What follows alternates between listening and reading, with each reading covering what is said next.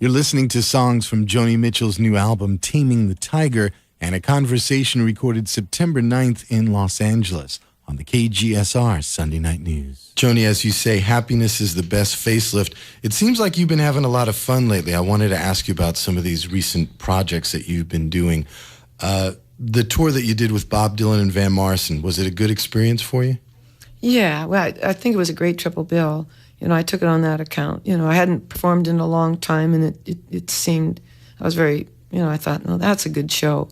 But I had a little bad luck. Right out of the chute, I got a virus coming out of, we bussed out of Vancouver to the Gorge, and the bus had new carpet with glue, and the glue was really stinky. We burnt patchouli like old hippies, like to kind of mask it. Also, I'm allergic to air conditioning.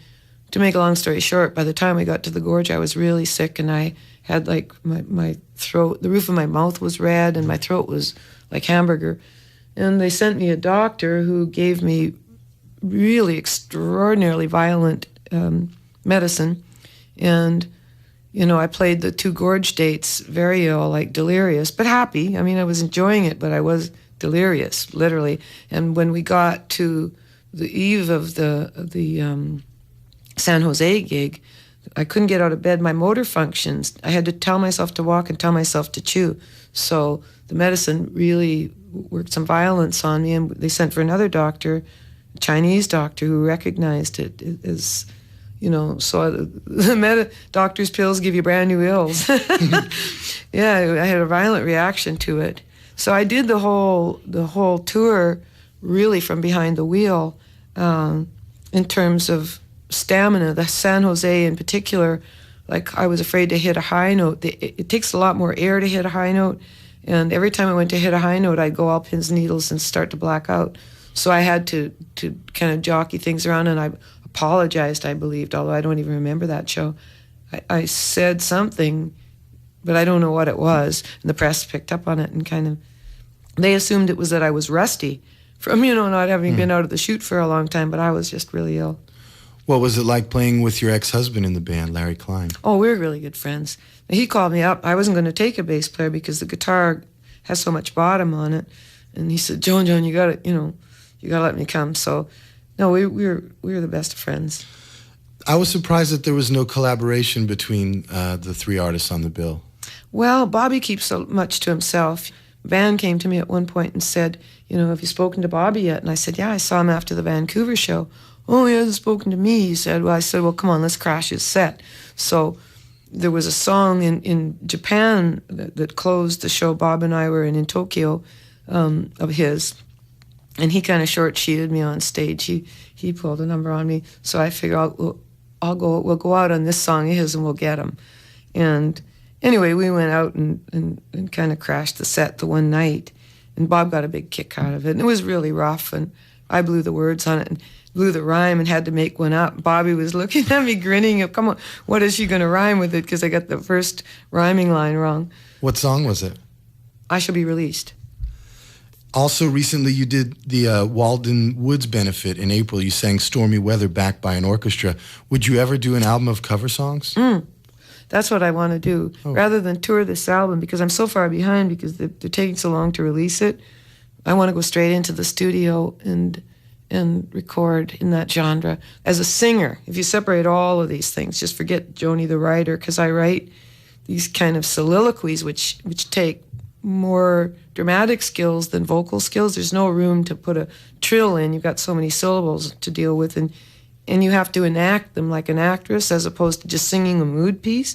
So I need a break from my own music, and to disappear into standards would be a treat. I did 2 standards with Herbie and Wayne and Stevie Wonder on Herbie Hancock's album, which is coming out, The Man I Love and Summertime.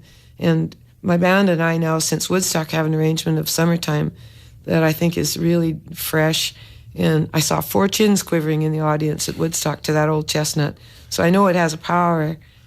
And was going to Woodstock, you didn't play the original festival. Was this a good experience when you played the... It was beautiful. It was beautiful. It was a beautiful audience.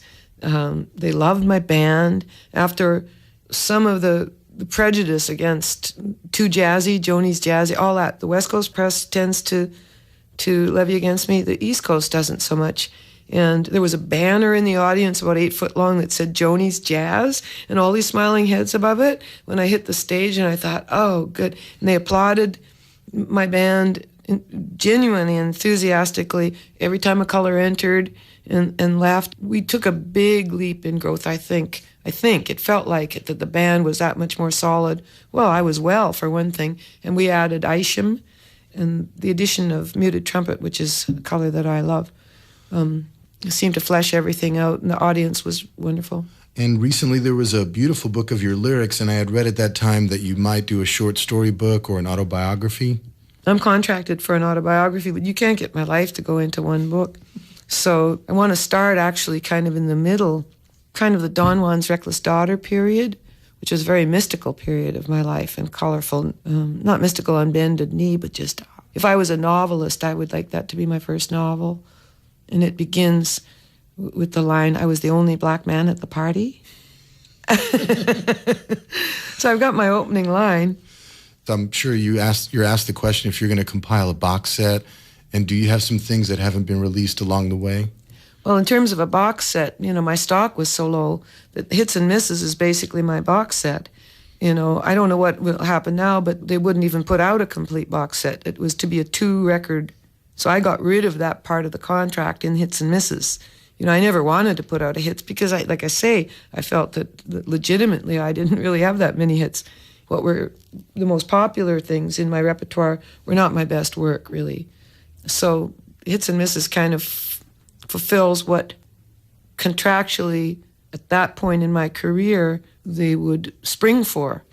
But the record business, which currently doesn't really care about music, it doesn't care about the box set. Finally, Joni, there's a poignant song on your new album. It's called Stay in Touch. Last year, you reunited with your daughter, who you gave up for adoption after she was born. I don't want to assume that this was written about your daughter, but I can ask you if it was. When the kids came, Kaloran's boyfriend heard the song and said, Kaloran, this is about you.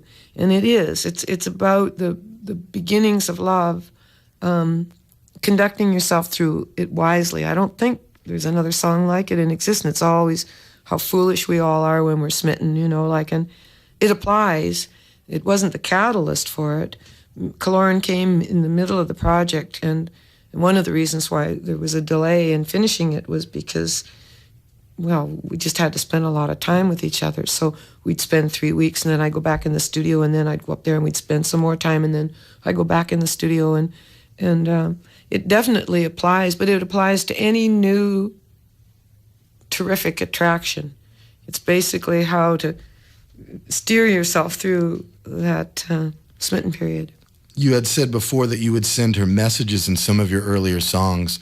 But she said, oh, Joan, it's so vague. I would have never picked up on that. But the irony is that I sat in flight with my hand on an Avion spritzer bottle on one whole tour, misting my face because we were traveling a lot to prevent dehydration, with my fingers over my daughter's face because she was on the Avion spritzer bottle for a long time. So she probably heard the songs but didn't recognize herself, and I covered up her face and, with my fingers. So, yeah, we were passing each other all over the place.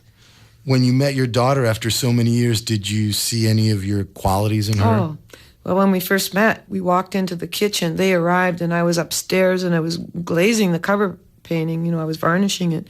So I walked out on the balcony of the house with brushes in my hand, and I saw her kind of in the dark and ran downstairs. We went into the kitchen. We looked at each other, and we said, exactly at the same time in the same tone. Our speaking voices are almost identical.